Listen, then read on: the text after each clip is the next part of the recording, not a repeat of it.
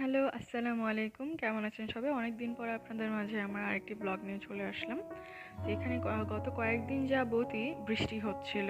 ঝিরিঝিরি বৃষ্টি, জোরে বৃষ্টি হচ্ছিল। তো সেদিন অফিস থেকে যাওয়ার পথেও বৃষ্টি শুরু হয়েছিল। তো ভাবলাম বৃষ্টির কমন খাবার কি হতে পারে? অবভিয়াসলি লেটকা খিচুড়ি এবং সাথে যে কোনো মাংস। সো আর দেরি না করে বাসায় গিয়ে বানিয়ে ফেলেছিলাম এই আইটেমগুলো। চলুন আর দেরি না করে আমার এই ছোট্ট রেসিপিটাতে যাওয়া যাক। তো এখানে আমি খিচুড়িটা রান্না করার জন্য পরিমাণ মতো চাল, প্রায় 1 কেজির মতো নাজেসেল চাল, সাথে এখানে মসুরের ডাল এবং অল্প করে মুগ ডাল আমি ইউজ করেছি। আপনার চাইলে শুধু মসুরের ডাল দিয়ে করতে পারেন, এটা খেতে মজাই হবে। এখানে আমি পরিমাণ মতো পানি নিয়ে নিয়েছি লেটকা খিচুড়ি করার জন্য যেইটুকু পানি দরকার। এখানের মধ্যে আমি লবণ, মরিচের গুঁড়া, হলুদের গুঁড়া দিয়ে নিচ্ছি এবং গরম মশলা লেটকা খিচুড়িতে অত একটা ইউজ করতে হয় না, তাই আমি এখানে জাস্ট 3টা এলাচ এবং এটা একটা তেজপাতা ইউজ করেছি। তো দেওয়ার পরে ভালোভাবে নেড়ে চেড়ে এটা বলক উঠে আসা পর্যন্ত ওয়েট করব, সেটা ঢেকে রাখবো যতক্ষণ না পর্যন্ত পানি মোটামুটি টেনে আসে। এখানে আমরা ঢেকে রেখে পাশের চুলাতেই আমরা মুরগিটা বসিয়ে ফেলবো। মুরগিটা করার জন্য এখানে আমি অল্প একটু তেল নিয়েছি এবং গরম মশলার জন্য দারচিনি, এলাচ, 2টা লং আর একটা তেজপাতা ছিঁড়ে দিয়েছি। পরিমাণ মতো পেঁয়াজ দিয়ে এটাকে ভালোভাবে ভেজে নিতে হবে। পেঁয়াজটা একটু হালকা বাদামি হয়ে আসা পর্যন্ত যেন এটা ভালো করে ভুনা হয়ে যায়। এরপর আমরা এখানে আদা রসুন বাটা দিব আর দিয়েছি লবণ এবং আস্তে আস্তে করে গুঁড়া মশলাগুলো দিয়ে দিব। এখানে পরিমাণ মতো দিয়েছি আমি মরিচের গুঁড়া, হলুদের গুঁড়া। মরিচের গুঁড়াটা এটা আপনারা আপনাদের চয়েস ওয়াইজ, ঝালের পরিমাণ ওয়াইজ দিবেন। তো এখানে আমি সব মশলাগুলো দিয়ে ভালোভাবে নেড়ে দিচ্ছি। এটা ততক্ষণই ভুনা করতে হবে যতক্ষণ পর্যন্ত তেলটা উপরে চলে না আসে মশলা থেকে। উপরে চলে আসে বুঝবো হয়ে গেছে। এখানে আমি মাঝখানে আবার খিচুড়িটা তুলে দেখছি যে হয়েছে কিনা। মোটামুটি যখন এইটুকু পানি শুকিয়ে আসবে এবং চালগুলো ফুলে উঠবে, তখন আমরা এটাকে মিহি আছে আবার ঢেকে রেখে দিব আরও মোটামুটি 10 মিনিটের জন্য। এদিকে আমরা মুরগির মশলা কষিয়ে আসার পরে আমরা মুরগিটা দিয়ে দিব। এখানে আমি প্রায় 800 গ্রাম পরিমাণ দেশি মুরগি ইউজ করেছি। মেবি এটা সোনালি মুরগি ছিল, দেশি মুরগি আমার ঠিক মনে নেই।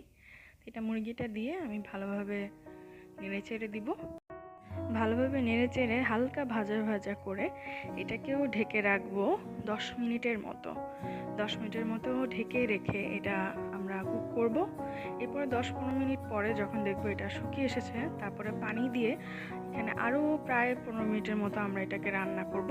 এরপর আস্তে আস্তে দেখা যাবে মুরগিটা সেদ্ধ এসেছে, সাথে সাথে রান্নাও হয়ে গিয়েছে। এভাবে মুরগিটা আজকে খুবই শর্টকাটভাবে রান্না করেছি যেহেতু ব্লগটা খুবই ছোট। আচ্ছা, যাই হোক, এখানে আমরা এরপরে খিচুড়িটা দেখছি। খিচুড়িটা হয়ে গেছে আমার। তো এখানে খিচুড়িটা আমি এর মধ্যে মাঝখানে আমি জলপাই আচার ইউজ করেছিলাম 2 টিস্পুনের মতো। আপনারা যে কোনো জলপাই আচার ইউজ করতে পারেন এখানে, তাহলে আলাদা একটা আচারি ফ্লেভার আসে। এরপর আমি এখানে ইউজ করেছি ধনিয়া পাতা কুচি। আপনারা এটা অবশ্যই দেওয়া ট্রাই করবেন, তাহলে এটার যে পাতলা খিচুড়ির যে ফ্লেভারটা ওটা অনেক গুণ বেড়ে যায়। তো এখানে আমি আবার একটা ফ্রাই প্যানের মধ্যে পেঁয়াজ এবং রসুন কুচি করে নিয়েছি একটু বেশি করে, সাথে কয়েকটা শুকনো মরিচ। আপনারা শুকনো মরিচটা অবশ্যই ট্রাই করবেন দেওয়ার। 1-2টা দিলে খুবই সুন্দর একটা ফ্লেভার আসে বাগারের জন্য। পেঁয়াজ রসুন মরিচগুলো ভালোভাবে ভেজে আসা পর্যন্ত আমরা নাড়তে থাকবো। এটা বেরেস্তা হয়ে যাওয়ার পরে ডিরেক্টলি তেল সহ আমরা এই খিচুড়িটার উপর ঢেলে দিয়ে নেড়ে দিব। এরপরে আমরা এটা টোটালি নামিয়ে ফেলবো চুলা থেকে। এরপর আর কোনো রান্না করার দরকার নেই, রান্না শেষ। এটা ভালোভাবে নেড়ে চেড়ে আমরা টেবিলে নিয়ে একেবারে এটা সার্ভ করব।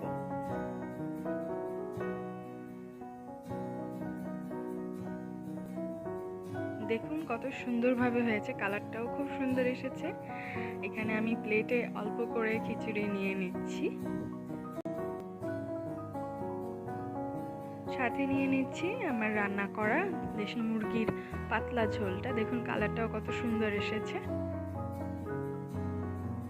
এখানে আমি জাস্ট অল্প করে মাংসটা নিয়ে নিচ্ছি আপনাদেরকে পরিবেশন করে দেখানোর জন্য।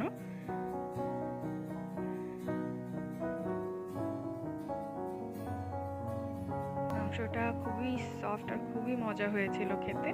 সাথে এই পাতলা খিচুড়িটা, মাংসটা ছাড়াও পাতলা খিচুড়িটা খাওয়া যেত, কারণ এটা এতটা মজা হয়েছিল। আমি পরের দিনও যেটুকু ছিল খিচুড়ি আমি এমনিই খেয়েছিলাম। এইরকম আচারি খিচুড়ি হলে সাথে আসলে কোনো কিছু না হলেও খুব মজা লাগে খেতে। যাই হোক, আমার আজকের ব্লগটা এই পর্যন্ত। আল্লাহ।